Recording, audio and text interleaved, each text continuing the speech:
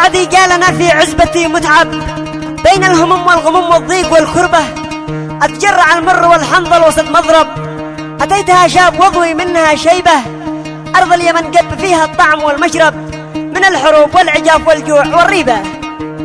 هذه القصيدة مرسلة من المملكة العربية السعودية، عتاب ومعاناة الغربة، من الأخ علي عبد الله غالب المسعدي أبو نخرة، محافظة حجام ديرية المغربة، عزلة نيسا، بعنوان الدهر غدار ما حد يأمنه. والقصيدة تعبر وتحكي بما فيها، مع تحيات تسجيلة المستقبل عمران جوار كلية الطب.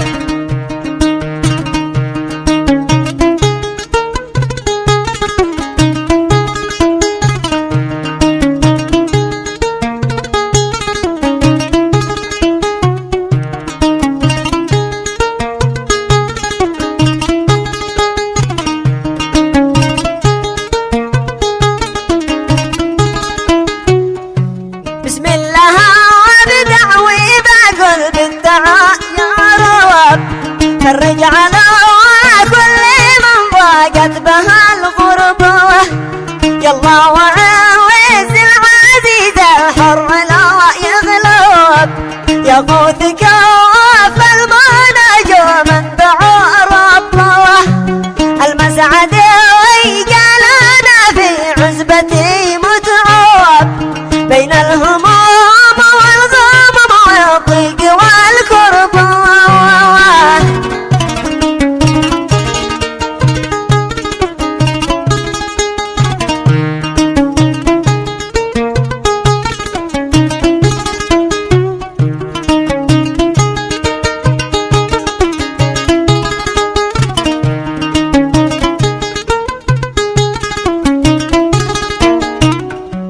المسعد قال انا في عزبتي متعب، بين الهموم والغمم والضيق والكربة، اتجرع المر والحنظل وسط مضرب، هديتها وشابي وضوي منها شيبه، سرحت قاصد من الله غاية المطلب، وخير رزق الحلال واللقمة الرطبة.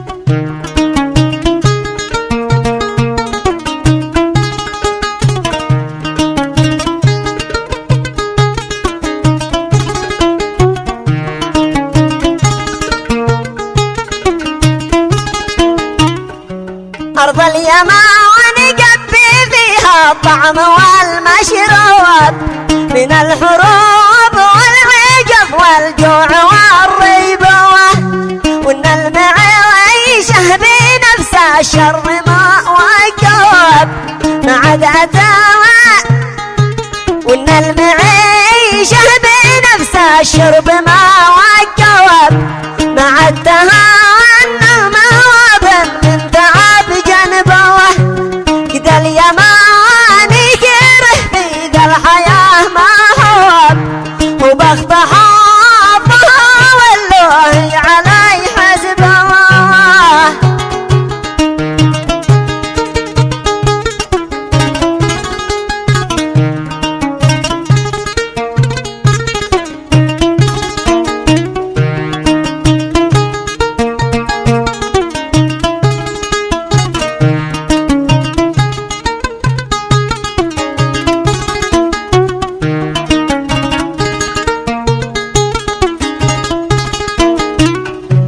يهون لا جاري وضعي حملها الأصعب، من نساني وسابوا ظني الخيبة، أهلي وناسي وربعي وأخوتي والأواب، وولاد عمي وكل الأقرباء ضربة.